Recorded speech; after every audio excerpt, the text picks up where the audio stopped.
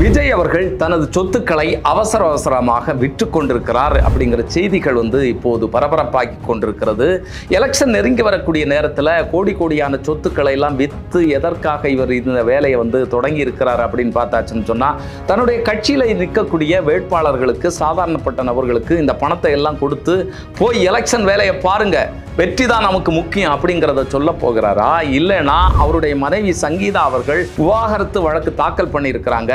இதை மனசுல வச்சு ஏதாவது சூதுவாதுகளை செய்வதற்காக இந்த சொத்துக்களை எல்லாம் விற்று கொண்டிருக்கிறாரா அப்படிங்கிற பல்வேறு கேள்விகள் எழும்பி இருக்கிறது. கூடவே பார்த்தீங்கன்னு சொன்னா, விஜய் அவர்களுக்கு நேராக முதல்வராகணும், அதுதான் அவருடைய ஆசை. அதனால தான் பாஜக அதிமுக கூட்டணிக்குள்ளால விஜய் அவர்களை கொண்டு வர முடியல அப்படிங்கிற செய்திகள் வெளியாகி இருக்கிறது. ஆனா விஜய்க்கு ஒரு கணக்கு இருக்கிறது. இந்த எலெக்ஷன் முடிந்த பிறகு பாஜகவுக்கு ஆதரவு தெரிவிக்கக்கூடிய ஒரு வகையில் இன்னொரு அஸ்திரத்தை அவர் கையில் வைத்திருப்பதாக செய்திகள் இப்போது பரபரத்து கொண்டிருக்கின்றன. என்ன நடைபெற்று கொண்டிருக்கிறது தாவேகா கட்சிக்குள்ளால? இந்த நாடக கம்பெனியில் அப்படி என்னதான் நடக்கு அப்படிங்கிற கேள்விகள் எழும்பியிருக்கிறது. பார்ப்போம் காணொலி. அண்ணா நகர் பகுதியில் இருக்கக்கூடிய தனது சொத்தை 35 கோடி ரூபாய்க்கு சமீபத்தில் விஜய் அவர்கள் விட்டு இருக்கிறார் அப்படிங்கிற செய்தி வெளியாகி இருக்கிறது. ஏன் இவர் தன்னுடைய சொத்துக்களை விற்கிறாரு? அப்படி என்ன கஷ்டம் இவருக்கு வந்து போச்சு? உச்சத்தில் இருந்த ஒரு நடிகர் 250 கோடி ரூபாய் ஒரு படத்திற்கு இவர் சம்பாதிச்சிட்டு இருந்தாரு. இன்னும் பல சொத்துக்கள் இவரிடத்துல இருக்கு. அப்படின்னு இருக்கும்போது இந்த சொத்துக்களை ஏன் இப்போது விற்க வேண்டும் அப்படிங்கிற கேள்விதான் பலரும் கேட்கக்கூடியதாக இருக்கு. சமீபத்தில் தாவேகா கட்சியினுடைய மாவட்ட செயலாளருடைய கூட்டத்தை கூட்டினாங்க. விஜய் அவர்கள் சிபிஐ விசாரணைக்கு போறதுக்கு 2 நாட்களுக்கு முன்பாக அவசரமாக இந்த கூட்டம் கூட்டப்பட்டது. இதுல பேசின பலரும் 40 லட்சம் ரூபாய் அளவிற்கு ஒரு தொகுதிக்கு செலவு பண்ணுங்க அப்படின்னு சொல்லி தேர்தல் கமிஷன் சொல்லியிருக்கு. ஆனால் 40 ரூபா கூட நம்ம கையில் இல்லை தலைவரே அப்படின்னு சொல்லி புஷி ஆனந்திட்ட சொன்னதாகவும், அப்போ ஒரு தொகுதிக்கு குறைந்தபட்சம் 5 கோடி ரூபாய் நம்ம செலவு பண்ண வேண்டியது இருக்கும். செலவு பண்ணாதான் இந்த எலெக்ஷனில் மற்ற கட்சிகளை போல நமக்கு ஸ்ட்ராங்காக பிரச்சாரம் செய்ய முடியும் அப்படிங்கிற விஷயங்களை எல்லாம் புஷி ஆனந்த் அவர்கள் சொன்னார். அதனுடைய நிமித்தமாக இந்த சொத்துக்களை எல்லாம் விற்று எலெக்ஷனில் நிற்கக்கூடிய தாவேகா கட்சியில் சாதாரண நபர்கள், ஆட்டோ ஓட்டுறவங்க இருக்கிறாங்க. ஆதி காலத்திலேருந்தே விஜய் அவர்களுக்கு ரசிகர்களாக இருந்து இன்னைக்கு வேட்பாளராக ஆகக்கூடிய பலரும் கியூவில் நின்றுட்டு இருக்கிறாங்க. அப்போது இந்த நபர்கள் எல்லாம் எலெக்ஷனில் வேலைகள் செய்யணும்னா பணம் வேணும், காசு வேணும். அதற்கான வழி எதுவும் இல்லை. இந்த நபர்களுக்கெல்லாம் நம்ம ஒரு 5 கோடி ரூபாய் வச்சு கொடுக்கலாம், நம்மகிட்ட தான் ஏகப்பட்ட சொத்து இருக்கு அப்படிங்கிற ஒரு முறைக்கு விஜய் அவர்கள் வந்திருக்காரா அப்படின்னு கேட்டால் நிச்சயமாக அது இல்லை. என்னன்னு சொன்னால், விஜய் அவர்களுடைய வரலாறு நமக்கு தெரியும். பொருளாதார ரீதியாக அவர் எந்த அளவுக்கு மக்களுக்கு உதவி செய்திருக்கிறார், அப்படி ஏதாவது ஹிஸ்ட்ரி அவருக்கு இருக்கான்னு கேட்டால் நிச்சயமாக இல்லை அப்படிங்கிறது தான் நமக்கு தெரிந்த விஷயம். அதுபோல் விஜய் அவர்களுடைய கட்சிக்கு நடத்தக்கூடிய இந்த கூட்டங்களுக்கு எல்லாம் செலவு செய்வது விஜய் கிடையாது, வேற நபர்கள் செலவு செய்து கொண்டிருக்கிறார்கள் அப்படிங்கிற தகவல்கள் எல்லாம் வெளியில கசிந்திருக்கிறது. அப்ப இந்த நிலையில தான் அப்ப எதுக்கு இந்த சொத்துக்களை விற்கிறார்? கொஞ்ச காலமாகவே இந்த சொத்துக்களை விற்கக்கூடிய இந்த வேலைகள் நடந்து கொண்டிருக்கிறது, விலை காட்டிட்டு இருக்கிறாரு அப்படிங்கிற செய்திகள் எல்லாம் வெளியாகி இருந்தது.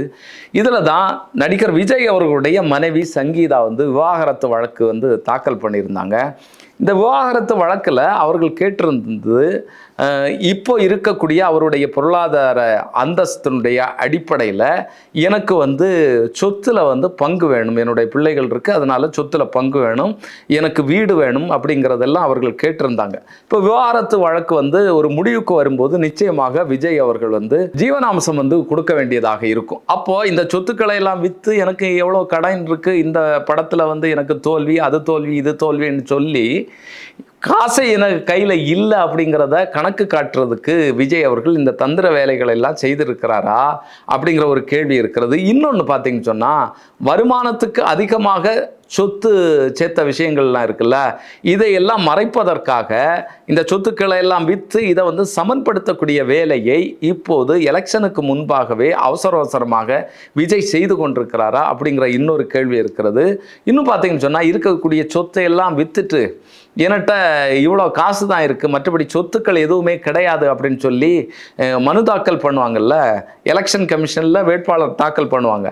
அதில் இந்த கணக்குகளை காட்டிட்டு விஜய் அவர்கள் பாருங்க, எவ்வளவு உச்ச தலைவராக இருந்தார், எவ்வளவு உச்ச நடிகராக இருந்தார், அவருக்கு இன்னைக்கு எதுவுமே இல்லை, அவர் ஒரு சாதாரணப்பட்ட நபராகத்தான் இந்த தேர்தலில் நிற்கிறாரு அப்படிங்கிற ஒரு பார்வையை உருவாக்குவதற்காக இந்த வேலைகளை எல்லாம் செய்துட்டு இருக்கிறாரா, என்ன தில்லாலங்கடி வேலையில் வந்து இந்த விஷயங்களை பண்ணிட்டு இருக்கிறாரு, இல்லைன்னா சாதாரண வழக்கம் மாதிரியான ஒரு வேலையாக நடைமுறையாகத்தான் இந்த விஷயங்கள் நடக்கிறதா அப்படிங்கிறது நமக்கு தெரியல. இதில் பார்த்தீங்கன்னு சொன்னால் விஜயினுடைய இந்த நடவடிக்கைகள் சமீப காலமாக நமக்கு தெரியும். விஜய் அவர்கள்ட்ட வந்து கூட்டணி வைக்கிறதாக இங்கே இருக்கக்கூடிய கட்சிகள்லாம் மோதிக்கொண்டிருப்பதாக ஒரு பரபரப்பு இருந்து கொண்டே இருந்தது. முதல்ல பார்த்தீங்கன்னு சொன்னால் காங்கிரஸ் கட்சி விஜயும் கூட்டணி பேச போகிறாங்க, அதற்கான வேலைகள் நடந்து கொண்டிருக்கிறது அப்படிங்கிற தகவலெல்லாம் வெளியாச்சு. பிரவீன் சக்கரவர்த்தி பேசினது, இப்படி ஏகப்பட்ட விஷயங்கள். அதன் பிறகு காங்கிரஸ் களத்தில் இல்லை, காங்கிரஸ் திமுகவோடு சேர்ந்துட்டது. அதுக்கு பிறகு பார்த்தீங்கன்னு சொன்னால் இவர்களாகவே 2 நாட்களுக்கு முன்பாக, அதுக்கு முன்னால் விஷயங்கள் கசிந்து கொண்டு தான் இருந்தது, முன்பாக நம்ம கூட்டணி வைக்கிறது நல்லதா, உங்களுடைய கருத்துக்கள் என்ன அப்படிங்கிறத வந்து மாவட்ட செயலாளர்களுடைய கூட்டங்களில் வந்து கேட்டாங்க. அதிகமான நபர்கள் வந்து விஜய் அவர்கள் என்ன முடிவு எடுக்கிறாரோ அதுக்கு நாங்கள் வந்து ஒத்துழைப்போம், அந்த முடிவு தான் எங்களுடைய முடிவு, விஜய் அவர்களை முதல்வராக்கிறதுக்கு என்ன செய்யணுமோ அந்த வேலைகளை நாங்கள் செய்வோம் அப்படிங்கிறத பெருவாரியான மாவட்ட செயலாளர்கள்லாம் பேசினதாக சொன்னாங்கல்ல. அதற்கு பிறகு இப்போது வந்து பாஜகவோட அதிமுகவோட கூட்டணி இல்லை அப்படிங்கிறத வந்து ஏகதேசம் முடிவாகிவிட்டது. அது எப்போ நமக்கு தெரியும்னா 2 நாட்களுக்கு முன்பாகத்தான் நமக்கு தெரியும் உறுதியாக. என்னன்னா விஜய் அவர்கள்ட்டேருந்து இந்த செய்திகள் வெளியான பிறகும் ஒருவேளை வந்து பாஜக அழுத்தம் கொடுத்து விஜயை உள்ளால கொண்டு வர்றதுக்கான வாய்ப்பு இருக்கிறதா அப்படிங்கிற கேள்விகள்லாம் எழுந்துச்சு. இதில் பார்த்தீங்கன்னு சொன்னால் சிபிஐ விசாரணை டெல்லியில் நடந்ததில்ல, டெல்லியில் சிபிஐ விசாரணைக்கு முந்தின நாளே விஜய் அவர்கள் போய் சேர்ந்துட்டாரு. அங்கே அதானியினுடைய மிக மிக முக்கியமான ஒரு நபரை விஜய் அவர்கள் சந்தித்திருக்கிறார். சந்தித்து இந்த கூட்டணிக்குள்ளால கொண்டு வருவதற்கான அத்தனை பேரங்களும் நடத்தப்பட்டதாக சொல்லப்பட்டது. பல்வேறு விஷயங்கள் கசிஞ்சது. நமக்கு தெரியும் 45 தொகுதிகள், துணை முதல்வர் பதவி, இதுக்கு தயார்னு சொன்னால் விஜய் அவர்கள் உள்ளால வந்துருவார். அதற்கு ஓரளவுக்கு விஜய் தயாராக இருப்பதாகவும் செய்திகள் வந்து கசிஞ்சது. இப்போது 70 தொகுதிகள் தரணும், முதல்வர் பதவியும் தரணும். எப்போ? 2.5 வருஷம். அதாவது எடப்பாடி அவர்கள் முதல்வர்னு சொன்னால் விஜய் அவர்களும் முதல்வர். எடப்பாடி அவர்கள் 2.5 வருஷம், விஜய் அவர்கள் 2.5 வருஷம். விஜய் அவர்களுக்கு ஆனால் முதல்லையே வந்து முதல்வர் பதவி கொடுத்துடணும். ஏன்னா நேரடியாக வந்து வாரது இல்லையா, அவர் சினிமாவிலேருந்து இறங்கி வந்தோடனே இன்னொரு முக்கியமான பதவி வேணும். அதனால் வந்து முதல்வர் பதவி எனக்கு தந்துட்டான்னு சொன்னால் நான் வந்துடுவேன். இதற்கு எடப்பாடி பழனிசாமி அவர்கள் ஒத்துக்கொள்ளவில்லை. இன்னொன்று 90 தொகுதிகள் அப்படிங்கிறத வந்து சொல்கிறாங்க. சமீபத்தில் குளத்தூரில் நடந்த கண்டன கூட்டத்திலையும் ஆதவ அர்ஜுனா வந்து பேசினார். எங்கள் தலைவருக்கு வந்து எவ்வளவு நெருக்கடி கொடுத்தார்கள் என்று தெரியுமா? 90 தொகுதிகள், முதல்வர் பதவி, இதெல்லாம் தரலாம் அப்படின்னு சொன்ன பிறகும் எங்களுடைய தலைவர் வந்து அதையெல்லாம் புறக்கணித்து விட்டு மக்களுக்காக நாங்கள் வந்து எலெக்ஷனில் நிற்க போகிறோம், மாற்றம் தான் எங்களுடைய இலக்கு அப்படிங்கிறத முன் வச்சு வந்து இந்த பாசிச சக்திகளுக்கு எதிராக, கொள்கை எதிரிகளுக்கு எதிராக நாங்கள் வந்து களமிறங்க போகிறோம் அப்படிங்கிறத சொன்னார். இதுலேருந்தே நமக்கு தெரியும். 2 நாளைக்கு முன்னால், அதற்கும் 2 நாளைக்கு முன்னால் நிர்மல்குமார் அவர்கள் என்ன பேசினார்?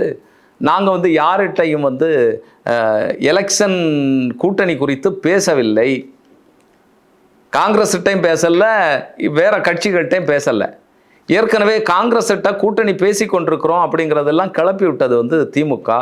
எந்த மட்டத்திலும் கூட்டணி சம்பந்தமாக எந்த கட்சியுடனும் நாங்கள் பேசவில்லை, அவதூறுகளை திமுக பரப்பி கொண்டிருக்கிறது அப்படிங்கிறத சொன்னார். அதுக்கு 2 நாளைக்கு பிறகு வந்து ஆதவ அர்ஜுனா சொல்கிறாரு, கூட்டணிக்கு அழுத்தம் கொடுத்தார்கள், முதல்வர் பதவி தாரோன்னு சொன்னாங்க.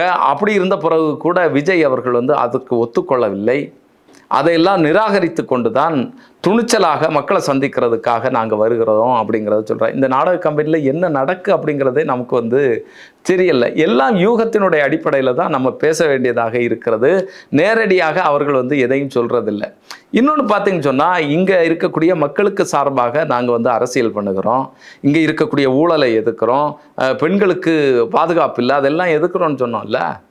ஆனால் ஒரு நாளைக்கு முன்னால் சிவி சண்முகம் அதிமுகவினுடைய தலைவர் அவர் வந்து பேசியிருக்கிறாரு, நடிகை நயன்தாராவுக்கு எதிராக வந்து பேசியிருக்காரு. அதாவது நயன்தாரா வேணும்னு கேட்டாச்சுன்னு சொன்னால் தமிழக முதல்வர் ஸ்டாலின் அவர்கள் வந்து அதை வந்து ஏற்பாடு பண்ணி தருவாரா அப்படிங்கிற ரீதியில் மிகவும் கொச்சையாக வந்து பேசினார். அப்போ இதெல்லாம் பெண்களுக்கு எதிரான வார்த்தைகள் இல்லையா? இதெல்லாம் இங்கே இருக்கக்கூடிய பெண்களை வந்து எந்த அளவிற்கு கொச்சைத்தனமாக நினைக்கக்கூடியது, அவர்களுடைய நாகரிகமற்ற இந்த செயல்களை எல்லாம் தட்டி கேட்க வேண்டிய இடத்துல வந்து தாவேகா கட்சி இல்லையா? இன்னும் சொல்லப்போனால் விஜய் அவர்கள் சினிமா துறையில் இருக்கிறாரு, இந்த நடிகை சினிமா துறையில் உள்ளவங்க. ஒரு சக நடிகைக்கு ஒரு பிரச்சனை ஏற்படும் போது அதை பற்றி கிஞ்சித்தும் வந்து யோசிக்காமல் பேசாமல் இருப்பது எந்த வகையில் நியாயம் அப்படிங்கிறது நமக்கு தெரியலை. அதாவது அவருடைய பிரச்சனைக்கு பேச மாட்டார், இங்கே நடக்கக்கூடிய மற்ற பிரச்சனைகளுக்கு எதிராகவும் வந்து பேச மாட்டார். திருப்பரங்குன்றம் பிரச்சனைக்கு பேச மாட்டார், கிறிஸ்தவர்கள் இங்கே தாக்கப்பட்டா பேச மாட்டார். ஆனால் முதல்வர் மட்டும் நான் ஆக வேண்டும். இப்போ பார்த்தீங்கன்னு சொன்னால் டெல்லியில் நடந்த இந்த பேரத்தில் எனக்கு சிறுபான்மையினுடைய வாக்குகள் வந்து கிடைக்கும், அதுதான் என்னுடைய அடிப்படை அஸ்திவாரமே அதுதான். இப்போ பாஜகவுக்கு கூட நான் கூட்டணி வச்சுட்டேன்னா ஏற்கனவே வந்து பாஜகவினுடைய பி டீம் சொல்லி எல்லாரும் சொல்லி கொண்டிருக்கிறார்கள், அதை உறுதிப்படுத்தினது மாதிரி ஆகி போகும். அதனால நான் உங்க கூட கூட்டணி வைக்கல. எலெக்ஷன் முடிஞ்ச பிறகு தொங்கு சட்டமன்றம் அமையும்ல, தொங்கு சட்டமன்றம் அமையும் போது என்னுடைய ஆதரவு உங்களுக்கு தான் உண்டு. எங்களுக்கு எப்படியும் வந்து பார்த்தீங்கன்னு சொன்னால் அதிகப்படியான தொகுதிகளை வந்து நாங்கள் கைப்பற்றுவோம்.